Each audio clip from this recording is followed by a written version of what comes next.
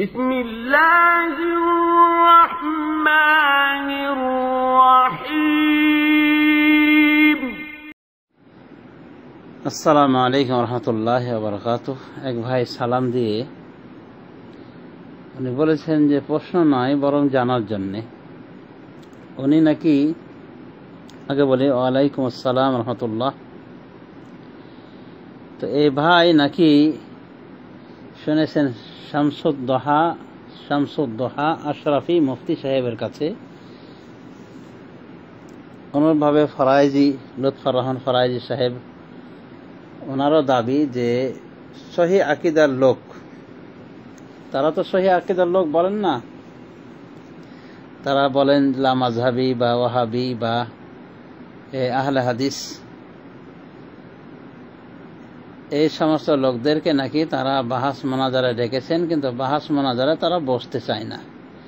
এবং শামসুদ্দোহা আশরাফি সাহেব বলেছেন যে ওনাদের অনেক ভুল আছে, ওই ভুলগুলির জন্য আমরা বসতে চাচ্ছি একসাথে মীমাংসা করার জন্য, কিন্তু ওনারা বসতে রাজি হয় না। তো এটা এই ভাই জানতে চেয়েছেন এর রহস্যটা কি। এর রহস্যটা মনে হয় অতি সহজ, যে এরকম হতে পারে যে বাহাস মোনাজারার কোনো ফায়দা পাওয়া যায় না, কারণ প্রত্যেকেই জেদি মনোভাব নিয়ে থাকার কারণে হক জানার আগ্রহ সেখানে থাকে না। আর যখন এই মানসিকতা জন্ম নেয় তখন বাহাস মোনাজারা করে কোনো লাভ নাই। এটা একটা উত্তর বা রহস্য। আর একটা রহস্য এই হতে পারে যে অনেক সময় দেখা যায় যে ওই দলিলের পরিবর্তে লাঠির জোর বেশি থাকে আহনাফদের নিকটে। এই জন্য অনেক সময় দেখা যায় যে সহি আকিদার লোকদের বিরুদ্ধে তারা প্রপাগান্ডা করে, চিল্লাচিল্লি করে অনেক সময় দেখা যায় যে জয় লাভ করার চেষ্টা করে। কোনো কোনো অনুষ্ঠান বাহাস এরকম আমাদের নজরে এসেছে যে হানাফিরা সম্ভবত তারা বেরলবি হতে পারে, কথাই হানাফি বলতে আমরা বেরলবি দেব যে সবাইকে হানাফি বলি, তারা নিজেরাও হানাফি হওয়ার দাবিদার। তো দেখা গেছে গায়ের জোরে তারা নিজেদের পক্ষে রায় নেওয়ার চেষ্টা করে। হতে পারে এ কারণেও আহলে হাদিস ভাইরা বা সালাফি ভাইরা তাদের সাথে বাহাস মোনাজারা করতে রাজি হয় না। এ খামাখা ফায়দা নাই, জেদাজেদি ভাব, যার যার মতে অটল থাকতে চায়, তো কি ফায়দা বাহাস মোনাজারা করে সময় নষ্ট করা ছাড়া। তো এই হিসেবেও তারা বসতে চায় না। আমি নিজের অভিজ্ঞতা থেকে বলছি যে আমি এবং শেখ আকরামুজ্জামান, এমনকি শেখ কামালউদ্দিন জাফরি, এমনকি শেখ মুফতি কাজী ইব্রাহিম, আমরা আহলে হাদিসের পক্ষ থেকে গিয়েছিলাম দেবন্দী কিছু উলামায়ে কেরামদের নিকট আলোচনা করার জন্য, বিতর্কিত কিছু বিষয়কে নিয়ে। তো মূল আলোচনা যাওয়ার আগে ভূমিকামূলক আলোচনায় করতেই কয়েকটা মজলিস শেষ হয়ে গেল। আমি চলে আসলাম এর মধ্যে কুয়েতে চাকরির উদ্দেশ্যে, এবং এরপরে শুনলাম যে আলোচনার বৈঠক ভেঙে গিয়েছে, কারণ কেউ কোনো পক্ষই ফায়দা পায়নি। আমি তখন বুঝতে পারতেছিলাম, যখন আমি ছিলাম ওই মজলিসে বৈঠকে, আমি বুঝতে পেরেছিলাম মনোভাব যে হানাফি সাহেবরা, হানাফি উলামায়ে কেরাম, তারা যেন চাচ্ছেন আমাদেরকে হানাফি বানাতে। যেমন আমরা অত্যন্ত লালায়িত ছিলাম যে আমরা তাদেরকে সালাফি বানাবো, কিন্তু প্রত্যেকেই প্রত্যেকের মতে অটুট থেকেছিল,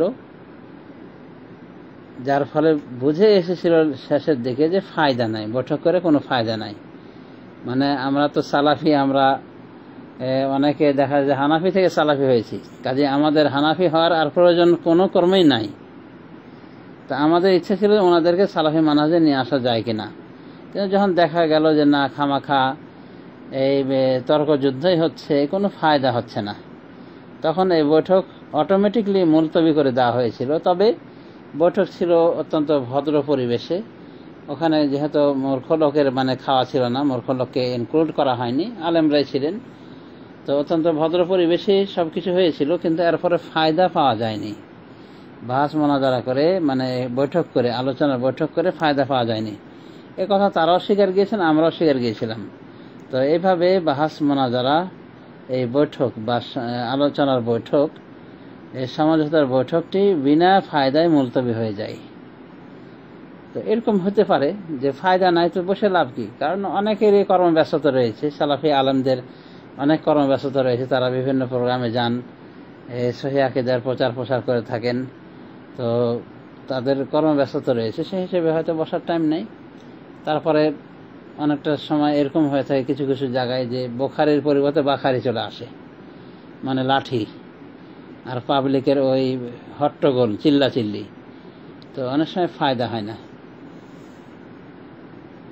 তাছাড়া এইভাবে মোনাজারা করতে হবে, বাহাস করতে হবে, এটা কে বলেছে? রাসূলুল্লাহ সাল্লাল্লাহু আলাইহি ওয়াসাল্লাম বলেছেন, বাল্লিগু আন্নী ওয়ালাউ আয়া, আমার থেকে পৌঁছে দাও একটা আয়াতও যদি হয়। তারপরে নবী রাসূলগণ কি বলেছেন? ওমা আলাইনা ইল্লাল বালাগুল মুবিন, ওমা আলাইনা ইল্লাল বালাগুল মুবিন, আমাদের উপরে একমাত্র দায়িত্ব আছে স্পষ্ট হয়ে পৌঁছে দেওয়া। তো এইভাবে আমরা বা সালাফিরা যদি তাদের কথা, তাদের বার্তা, কোরআন হাদিসের বাণী যদি স্পষ্ট আকারে পৌঁছে যায়, তাহলে দায়িত্ব শেষ হয়ে গেল। তো এখন যে আমাদের বলা হয় বা সালাফিদের বলা হয় যে আপনারা বসেন, বেরলভীদের সাথে বসেন, দেবন্দীদের সাথে বসেন, অমুক পীরের সাথে বসেন, তমুক পীরের সাথে বসেন, সমঝোতা করেন, তারপরে জনগণকে বলেন, এভাবে জনগণ একাধজনের একাধ কথা শুনে বিভ্রান্ত হচ্ছে। তো এই যে কথাটা যে বলে দেখালো অতি সহজে, কিন্তু এত কি সহজ? আমাদের নিকটে বলা যেতে পারে, আমরা বলতে পারি যে বেরলভীদের তুলনায় দেবন্দীগণ আমাদের নিকটে অনেকটা আহলে হকের নিকটবর্তী, যদিও পুরোপুরি আহলে হক নয়, তারাও পুরোপুরি আহলে হক নয়, কারণ তাদের আকীদা আমল প্রমাণ দিচ্ছে যে তাদের অনেক আমল আকীদা ওই জাহমিয়া মুতাজিলাদের সাথে মিলে এবং আশআরী মাতুরিদির সাথে মিলে, যেগুলি ছিল বিদআতি মতবাদ। যেমন আল্লাহ সম্পর্কে, আল্লাহ তিনি আরশে আজিমে আছেন, আসমানের উপরে আছেন না জমিনে রয়েছেন ইত্যাদি বিষয়ে তারা বলেন যে সর্ব জায়গায় সর্বস্থানে বিরাজমান রয়েছেন, আবার সব কিছুতে বিরাজমান রয়েছেন, এটাও বলে থাকেন দেওবন্দি গ্রুপের একটা অংশ। যেমন মাসিহ মদিনার মুহিউদ্দিন সাহেব এটাই উত্তর দিয়েছেন, তিনি বলেছেন আল্লাহ সর্বস্থানে বিরাজমান এবং সব কিছুতে বিরাজমান। তো এই আকীদার সাথে ইসলামী আকীদার কোনো মিল নেই। আর যারা আহলে হক দেওবন্দি তারা বলতেছেন যে আল্লাহ সর্বস্থানে বিরাজমান, তবে তিনি সৃষ্টিকুলের সাথে মিশে নন। অথচ আর এক প্রজাতির দেওবন্দি তারা বলছেন যে না, আল্লাহ বান্দার সাথে মিশিয়ে যেতে পারে। যেমন চরমনাইপন্থী দেওবন্দি বলছেন, এই পীর সাহেবরা বলতেছেন, তাদের কেতাবে পাওয়া যাচ্ছে যে পীর সাহেব নিজে বলছেন, ওগো আল্লাহ তুমি চেয়ে দেখো, আমি তুমি হয়েছি, তুমি আমি হয়েছ। তার মানে কি? হুলুল, পুরা হুলুল, মানে আল্লাহ ওর ভিতরে ঢুকে গেছে। নাউজুবিল্লাহি মিন যালিক। তারপরে ওই হোসাইন বিন মানসুর হাল্লাজের প্রশংসা করা হয়েছে এই আশেক মাসুক কিতাবের ভিতরে 41 পৃষ্ঠা সম্ভবত, এখানে বলা হয়েছে হোসাইন বিন মানসুর হাল্লাজ আল্লাহকে লক্ষ্য করে নাকি বলেছিলেন আনাল হক, মানে সে নিজেকে বলেছিল আনাল হক, মানে জোশে পড়ে আল্লাহর এশকে পড়ে বলেছিল আনাল হক, আমি আল্লাহ। তো তৃতীয় র্যাঙ্ক হিসেবে উনি বলেছেন যে বান্দার তৃতীয় র্যাঙ্ক, মানে একজন মুসলিম ব্যক্তি তৃতীয় র্যাঙ্ক হলো যেটা সর্বোচ্চ র্যাঙ্ক, আল্লাহর সাথে মিশে যাওয়া। আগে বলেছেন প্রথম র্যাঙ্ক শেখের সাথে মিশে যাওয়া, এটা বেসিক র্যাঙ্ক। দ্বিতীয় র্যাঙ্ক হলো রাসূলের সাথে মিশে যাওয়া। তৃতীয় র্যাঙ্ক হলো মানুষের সাথে মিশে যাওয়া, আল্লাহর সাথে মিশে যাওয়া, ফানা ফিল্লাহ। এবং এ পর্যায়ে উনি বলেছেন যে এই র্যাঙ্ক পেয়েছিলেন ওই হোসাইন বিন মানসুর হাল্লাজ। দেখা যাচ্ছে যে এই চরমনাই দেওবন্দি এ হুলুলের পক্ষে, মানে মিশে যাওয়ার পক্ষে, আল্লাহর সাথে মিশে যায়, মানে আল্লাহ বান্দা হয়ে বান্দা আল্লাহ হয়ে যায়। নাউজুবিল্লাহি মিন যালিক। তো একই কথা পাওয়া যায় আপনার ওই ফাজাইল আমালের দরুদে শেখ জাকারিয়া সাহেবের, যেমন আল্লাহকে লক্ষ্য করে বলা হয়েছে যে আল্লাহ তুমি, আমি তুমি। তো এগুলো হুলুলের মানে দিকে চলে গিয়েছে, হুলুলি আকীদার পর্যায়ে। তো দেখা যাচ্ছে যে দেওবন্দীদের ভিতরেও এই গলত রয়েছে, কিন্তু তারা এরপরও মানে অনেক মানে চাকচিকতার সাথে প্রচার করে থাকেন আহলে হক বলে, নামই দিয়েছেন আহলে হক। তো সাধারণত আহলে হক যারা, তাদের এভাবে মিডিয়া আকারে প্রচার করার দরকার হয় না, তার মানে কিছু ভেজা আছে, দাল মে কুছ হায়। তো যা হোক, এই যে মনে করেন যে দেবন্দী ভাইরা আমাদের অনেকটা নিকটবর্তী, তারপরেও বিভিন্ন বিদআতে তারা লিপ্ত রয়েছেন। আর এবং শিরকি ধ্যান ধারণা তাদের আকাবেরদের কিতাব থেকে পাওয়া যায়। আর বর্তমান দেবন্দী যারা রয়েছে তারা বিভিন্ন প্রজাতির দেবন্দী, বুঝতে পারলেন। যেমন চরমনায় হলুলি দেবন্দী, তো আর বেরোলে তারাও বিদাতি কঠিন। তো এখন কথা হলো যে বাহাস মোনাজারা করার জন্য শামসুদ্দোহা আল আশরাফি ডেকেছেন। আমার তো মনে হয় আশরাফির দায়ে আশরাফুল উলুম বা মাসা আশরাফির দিকে তার নিসবত, আর এই মাসাটি নিছক বেরলবিদের মাসা। তো উনি যদি বলেন যে সালাফিদের ভুল রয়েছেন, আহলাদের ভুল রয়েছেন, তো সালাফিদের ভুল এবং তার ভুলের তুলনা কিন্তু এরকমই হবে যে চালনি বলে শুঁড়ে তোর পাছা কেনে ছাঁদা, মানে চালনি বলছে শুঁইকে তোর পাছা কেনে ছাঁদা, আর ওর পুরোটাই যে ছাঁদা ঝাঁঝরা হয়ে রয়েছে এদিকে খোঁজ নাই। তো আহলাদের ভুল থাকতে পারে, ওরা তো ফেরেশতা না। এমনকি আহলাদিস এই জন্যই আহলাদিস যে তারা কোরআন হাদিস মানবে এবং যেখানে ভুল ওটা সেরে নেবে, এবং এক আহলাদিসের ভুল আর এক আহলাদিসের উপর চাপানো যাবে না, কারণ আহলাদিসের নীতিই হলো যে আমরা কোরআন সহিহ হাদিস মানব। তো সুতরাং আহলাদিসের ভুল সারার জন্যে যে মোনাজারা দরকার হচ্ছে, এই বেরলবি, তো বেরলবির জীবনটাই তো পুরা ভুলের, তার 3.5 বইটাই তো মানে শিরকি বিদাতি ভরপুর। বাকি থাকবে দেবন্দী সাহেবরা। তো দেবন্দী সাহেবরা ভুল ধরার মানে যেগুলো ভুল পেয়েছেন সেগুলো সারার জন্য বলছেন। তো ওটা আমাদের বিবেচনাধীন থাকবে আহলে সালাফিদের, তারা দেখবেন যে ওটা ভুল কিনা, ভুল থাকলে শুদ্ধ করে নেবে, বাস কাফি, যথেষ্ট হয়ে গেছে। আর এই জন্য মোনাজারা ডাকতে হবে, মানে বাহাসে বসতে হবে, আর বাহাসে একটা ফায়সালা হবে, তখন ওটাই হক হলো, ওটাই হকের মাপকাঠি হলো। এমন কথা কিন্তু ইসলাম দ্বারা আমরা পাই না। এমনকি ইসলামী মনীষী, কিছু ইসলামিক স্কলার, প্রাচীনতম স্কলার, তারা বাহাস মোনাজারার বিষয়টিকে এড়িয়ে চলতেন যদি দেখতেন যে ওখানে কোনো ফায়দা হবে না, যেদি মনোভাব আসবে, এরকম বাহাসই বসতেন না। ইমাম মালিক রহমতুল্লাহ আলাইহে তাকে একসময় এক নাস্তিক এসে বলেছিল যে আমি আপনার সাথে মোনাজারা করতে চাই। তো ইমাম মালিক বললেন যে মোনাজারা করলে কি হবে, রেজাল্ট কি?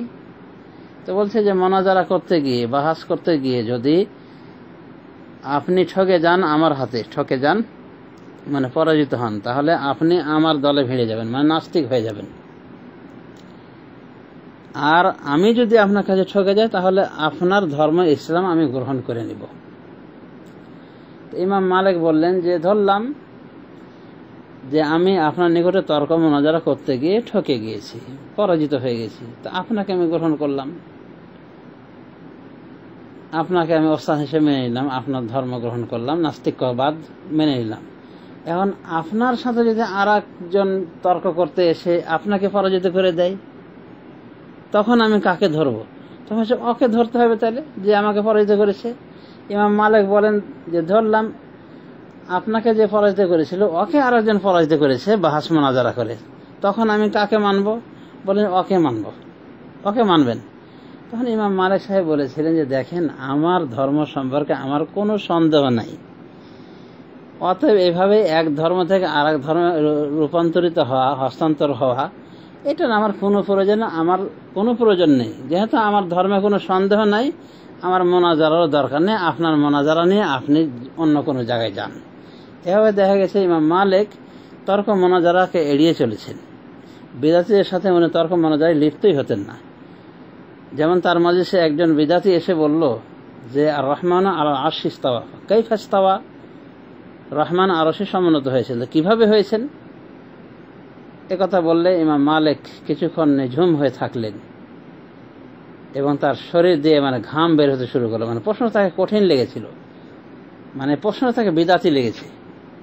তারপরে উনি উত্তর দিতে গিয়ে বলেছিলেন যে আল ইস্তেওয়া ওয়া মালুম, ইস্তেওয়া কথাটা মালুম,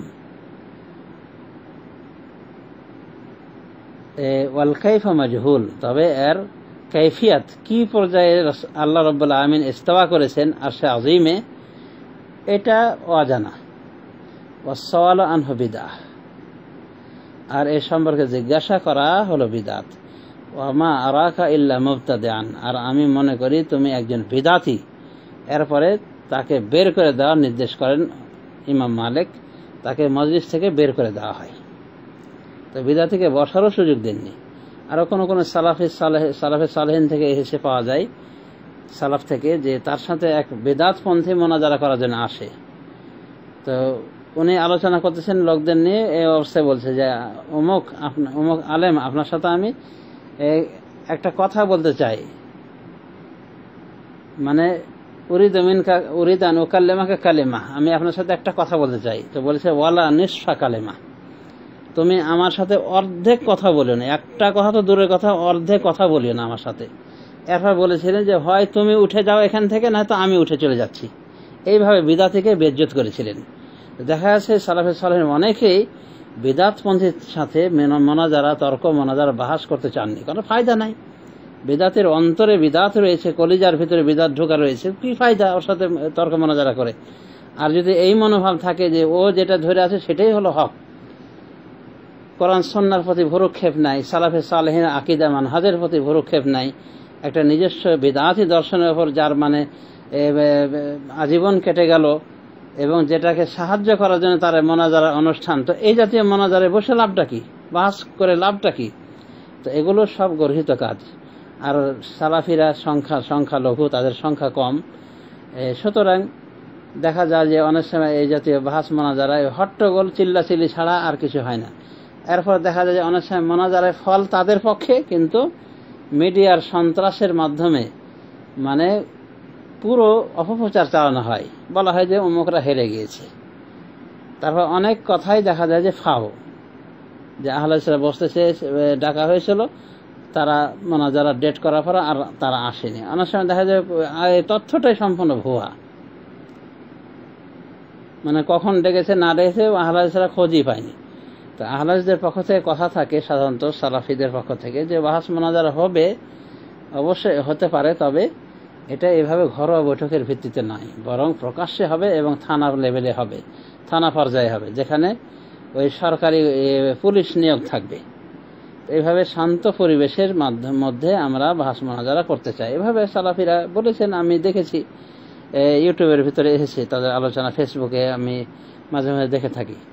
তো এই যে বলা দাবি করা লুৎফর রহমান ফরাইজি সাহেবের পক্ষ থেকে বা শামসুজ্জোহা আশরাফির পক্ষ থেকে যে তাদেরকে ডাকা হয়, বসে না, তো হতে পারে যে কারণগুলি আমি উল্লেখ করলাম, এই কারণগুলি যে কোনো একটা কারণে বা সবগুলি কারণ একসাথে রয়েছে বলে তারা বাহাস মোনাজারে আসে না। আজ পর্যন্ত বাহাস মোনাজারা যে হয়েছে, লুৎফর ফরাইজি সাহেব তার আকীদা কি চেঞ্জ করেছেন? তার আকীদা উনি চেঞ্জ করেনি। তার আকীদা হলো দেওবন্দি, আশআরি, মাতুরিদি, যেটা আহলে সুন্নাত ওয়াল জামাতের প্রকৃত আকীদা নাই। তো উনি তো আকীদা পরিবর্তন করেননি। শামসুজ্জোহা আশরাফি উনি যদি বেরেলভি হয়ে থাকেন, অবশ্য দেওবন্দি হতে পারে, আল্লাহ আলম, কিন্তু যেদিকে নেসবাত, যে মাসার দিকে, এটা হলো বেরেলভি মাসা।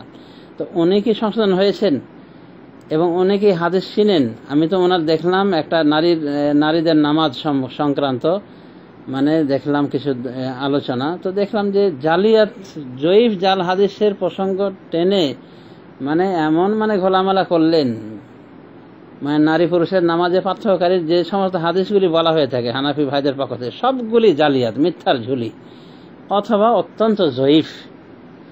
এগুলো হলো নারী পুরুষের নামাজের পার্থক্যের মূল দলিল। তো দেখলাম যে একটার পর একটা বলে যাচ্ছেন, ওই বাইহাকি থেকে, তারপরে মারাসিল আবু দাউদ থেকে, কিন্তু মুফতি সাহেবের হুঁশ নাই, খবরই নাই, এলেমই নাই এই পর্যন্ত, বা জেনেও না জানার ভান করেছেন যে এই হাদিসগুলি সবগুলি জয়ীফ জাল, মিথ্যার ঝুলি, হয় মিথ্যার ঝুলি অথবা জয়ীফ জাল, জয়ীফ। তো জয়ীফ জাল হাদিস দিয়ে কি নারী পুরুষের নামাজে পার্থক্য করা যায়? গোটা সুনানকে, এই সুনান আরবা থাকলো, আবু বুখারী মুসলিম থাকলো, এগুলোতে কোথাও একটা হাদিস পাওয়া গেল না হানাফি মাযহাবের এই নারী পুরুষের নামাজের পার্থক্যের বিষয়ে। সেখানে উনি ওই বাইহাকির প্রসঙ্গ, বাইহাকি থেকে মানে দলিলগুলো দিচ্ছেন। অথচ ইমাম বাইহাকি কয়েকটা হাদিস, এই 3টা না কয়টা হাদিস আছে, সবগুলিকে উল্লেখ করে উনি নিজে এগুলোকে বিভিন্ন দোষযুক্ত করেছেন, মানে জয়ীফ বলা দিয়ে গিয়েছেন।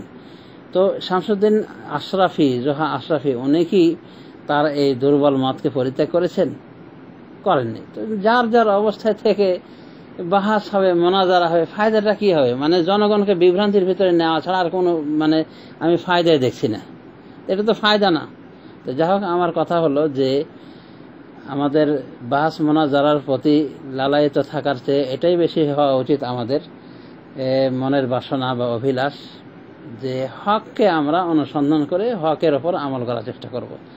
শুধু হক মিডিয়া দিলেই নয়, বরং আমাদের দেখতে হবে প্রকৃত অর্থে আমরা হকের ভিতরে আছি না নাই। আমাদের এই আশারি মাতুরিদি আকিদাগুলি কি সঠিক আকিদা, আসলে আবু হানিফার আকিদা, সালাফে সালেহিন আকিদা, এগুলো আমাদের দেখতে হবে এবং কোরআন হাদিসকে আরও গবেষণা করতে হবে এবং ভুল যারাই করুক যেই করুক ভুলকে ভুল বলে স্বীকার করতে হবে। সুতরাং সালাফিদের যে ভুলগুলি আহলে হক মিডিয়া তুলে ধরেছেন এবং প্রকৃত অর্থে ভুল প্রমাণিত হয়েছে সেগুলো থেকে ফিরে আসতে হবে। এবং আহলে হাদিসদের এটা একটা চরিত্র বটে যে তারা ভুলের পুনরাবৃত্তি করতে চায় না।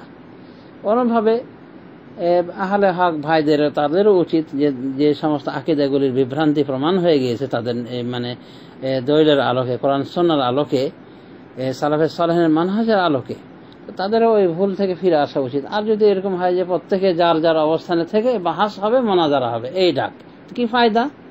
আল্লাহ নবী তার সারা জীবনটা এইভাবে বাহাস মোনাজারাই করেছেন, কয়জনের সাথে করেছেন? বরং ওই আহলে কেতাবদের সাথে মুবাহালার প্রতি আহ্বান করেছিলেন আল্লাহর নির্দেশে। বলেছেন যে আসো তোমরা সত্যবাদী না আমরা সত্যবাদী, আমরা মুবাহালা করো, মানে বাল বাচ্চা সবকে নিয়ে চলে যেতে হবে মাঠে, দেব লানত করা হবে যে তোমরা যদি সত্য হও তো আমাদের উপর লানত, আর তোমরা যদি মিথ্যাবাদী হও তোমরা তোমাদের উপর লানত। অর্থাৎ আমরা যদি মিথ্যাবাদী হই আমাদের উপর লানত, আর তোমরা যদি মিথ্যাবাদী হও দাবিতে তোমাদের উপর লানত। এইভাবে মুবাহালা হয়েছে কাফের মুশরিকদের সাথে। তো এই মুবাহালাটা এইভাবে হয়েছে। তাছাড়া রাসূলুল্লাহ সাল্লাল্লাহু আলাইহি ওয়াসাল্লাম দাওয়াতের প্রসেস হিসেবে কোনো এভাবে মোনাজারার প্রসেস অবলম্বন করেছেন বলে আমাদের জানা নেই। মোনাজারা পদ্ধতি মানে একসাথে ডেকে এভাবে হয়েছে। তবে সালাফে সালেহিনের বিরুদ্ধে কিছু পাওয়া যায় অবশ্যই, যেমন ইবনে আব্বাস বিদাতীদের সাথে মোনাজারা করেছেন খাওয়ারেজদের সাথে, এবং ৩-৪ হাজার তারা ফিরে এসেছিল তার মোনাজারার বরিষ্ঠতায়, তার কথার বরিষ্ঠতায়। তো বাহাস মোনাজারা সালাফে সালেহিনের ভিতরে ইখতিলাফ রয়েছে, বাহাস মোনাজারা করা যাবে কি যাবে না। অধিকাংশ সালাফে সালেহিন বাহাস মোনাজারা এড়িয়ে চলতেন, এমনকি সালাফে সালেহিন আকীদার ভিতরে এটা উল্লেখ করেছেন যে ওরা আহলুল বিদআর সাথে, বিদআতপন্থীদের সাথে মোনাজারা করে না। পক্ষান্তরে কিছু সালাফ তারা মোনাজারার পক্ষে গিয়েছেন এবং এদের মাঝে রয়েছেন ইবনে আব্বাস রাদিয়াল্লাহু আনহু মোনাজারা করেছেন, মর্মে বিশুদ্ধ দলিল পাওয়া যায়। যেমন খাওয়ারেজদের সাথে তিনি মোনাজারা করেছেন। তো এক কথায় যে সব বাহাস মোনাজারায় ফায়দা পাওয়া যাবে সেই বাহাস মোনাজারা করার প্রয়োজন রয়েছে। আর যেখানে কোনো ফায়দা নয় বরং বিভ্রান্তি ছড়াছড়ি, কাদা ছড়াছড়ি হয়, এই বাহাস মোনাজারায় কোনো ফায়দা হবে না এবং এটা মুখ্য বিষয়ও নয়, ধর্ম প্রচারে এটা মাধ্যমও নয় বলা যেতে পারে। বিশেষ করে আমাদের মাঝে মুসলিমে পক্ষান্তরে কাফেরদের মাঝে, মুসলিমদের মাঝে বাহাস মোনাজারা হতে পারে এবং সেজন্য যে মুসলিম মোনাজারা করবে তার একটা যোগ্যতা থাকা উচিত। যেমন ডক্টর জাকির নায়েক সাহেব মাশাআল্লাহ, আল্লাহ রাব্বুল আলামিন তাকে অগাধ জ্ঞান দিয়েছেন। তিনি ওই বিধর্মীদের কেতাবকে জব্দ করেছেন, রপ্ত করেছেন, কণ্ঠস্থ মুখস্থ সব করে ফেলেছেন। তো তার মাধ্যমে হাজার হাজার মানুষ বিধর্মী ইসলাম ধর্মে দীক্ষা লাভ করছে। তো এরকম মহান মোনাজারা প্রয়োজন আছে, ফায়দা রয়েছে এখানে। আর আমাদের ভিতরে আমরা মানে বেদাতি আর হেদাতি, মোনাজারা হলো বাহাস হলো বিদাত ধরে থাকবে, হেদাতি তাকে কিছুই করতে পারেন, তখন লাভটা কি? কোনো লাভ নাই। পক্ষান্তরে দেখা যাচ্ছে যে প্রত্যেকে নিজেকে হেদাতি দাবি করে রয়েছে, কিন্তু মোনাজারা করেও কোনো ফায়দা হলো না। ওই 20 রাকাত তারাবি নামাজ আল্লাহ রাসূলের সুন্নত এটাই মনে করা হলো, আর আহলে হাদিস ভাইরা 8 রাকাতকেই মনে করে থাকলেন যে এটাই সুন্নত, এর বেশি পড়লে মুশকিল আছে। তো আসল কথা হলো তারাবি নামাজ সহ যে কোনো নামাজের সমাধান নিতে হবে আমাদেরকে কোরআন এবং সুন্নাহ থেকে এবং সালাফে সালেহিনের আমল থেকে, তাহলে আমাদের মানে সমাধান এখানেই হয়ে যায়। বাহাস মোনাজারার কোনো প্রয়োজন নেই। তারপর অনেক সময় হতে পারে যে হকপন্থী হওয়ার পরও দেখা গিয়েছে যে হেরে গেছে বাতিলপন্থীদের নিকটে, যেমন বেরলভীদের নিকটে হেরে গেছে, তাদের কথার মুখের জোরে হেরে গেছে, হতে পারে এরকম। তাই বলে কি আহলুল হক তারা বাতিলপন্থী হয়ে গেল? যেমন ধরে নেওয়া যায় যে বাহাস মোনাজারা অনেক সময় দেবন্দির ভিতরে হয়, বেরলভীর ভিতরে হয়, তারা যদিও একই জাত, মানে তারা উভয় হানাফি দাবি, তারা উভয় এই সুফি তন্ত্রে বিশ্বাসী। অনেক সময় মোনাজারা হতে পারে, তো মোনাজারা হয় দেবন্দি হেরে যেতে পারে না, তখন কি দেবন্দিরা ওই আহলে বাতিল না নাম পড়ে গেল তাদের, তারা তো নিজেদেরকে আহলে হক বলে থাকে। তো মোনাজারার ভিতরে আসলে সমাধান আসে না। তারপরে কথিত আছে যে ইন্ডিয়ার ভারতের চটুলপুর গ্রামের আব্দুল্লাহ মুন্সি হিন্দু রামের সাথে তর্ক করতে নামে, হিন্দু ঠাকুরের সাথে। তো ঠাকুর যে আগে শর্ত করে নিয়েছিল যে দেখো আব্দুল্লাহ, তুমি যদি হেরে যাও তুমি আমার ধর্ম গ্রহণ করবে, আর আমি যদি হেরে যাই আমি তোমার ধর্ম গ্রহণ করে মুসলিম হয়ে যাব। তো আব্দুল্লাহ মুন্সি আবেগে জোশ ছিল তার কথা যে আমি মুসলিম, আমি আবার হারবো হিন্দুর কাছে। কিন্তু হিন্দু ছিল পণ্ডিত, যে কোনো ধর্ম যাজক, যে কোনো ধর্মের পণ্ডিত হয়ে থাকে, তাদের নিকটে কুবুদ্ধি থাকলেও আছে, কুজ্ঞান রয়েছে। তো যা হোক তর্ক মোনাজারা শুরু হয়ে গেল আব্দুল্লাহ মুন্সির সাথে। অল্প কিছুক্ষণের মধ্যে আব্দুল্লাহ মুন্সি লাজবাব হয়ে গেল, অথচ সে মুসলিম, তার ইসলাম ধর্ম চির শাশ্বত ধর্ম। তারপরে হেরে গেল। তখন কথা তো আগেই ছিল যে পরাজিত হবে সে প্রতিপক্ষের ধর্ম গ্রহণ করবে। এবার আব্দুল্লাহ মুন্সিকে হিন্দু ধর্মের দীক্ষা লাভ করালো এই ঠাকুরজি, এবং তার নামটা দিল জবন হরিদাস, জবন হরিদাস। এরপর থেকে এই আব্দুল্লাহ মুন্সি এই যে হেরে যে গেল ঠাকুরের কাছে, এই শুরু হলো তার এই ঠাকুরগিরি। আর আগের মুসলিমের যেহেতু মুসলিম ছিল সেই হিসেবে মুসলিমের কিছু নিয়ম কানুন যে জগা খিচুড়ি ধর্ম বলা হয় যে লালন ফকিরের এটাই হলো গডফাদার। বলতে শুরু করে যেখানে যে ভেদ আছে, ভেদ আছে, যে কিছু কথা হিন্দুর কিছু কথা মুসলিমের, এভাবে গোজামিল দিয়ে কথা বলা শুরু করলো। তো লাভটা কি হলো, আব্দুল্লাহ মুন্সি শেষে জবন হরিদাস হয়ে গেল, হেরে গিয়ে। তো আব্দুল্লাহ মুন্সি হেরে যাওয়া কি পুরা ইসলামটাই হেরে যাওয়া, ইসলামটাই অসত্য, না আব্দুল্লাহ মুন্সির অযোগ্যতার কারণে সে ইসলামকে জয়যুক্ত করতে পারেনি, ফুটিয়ে তুলতে পারেনি, ওই তর্ক বাগে হিন্দুকে পরাজিত করতে পারেনি। তো এরকমই ধরে নিতে হবে।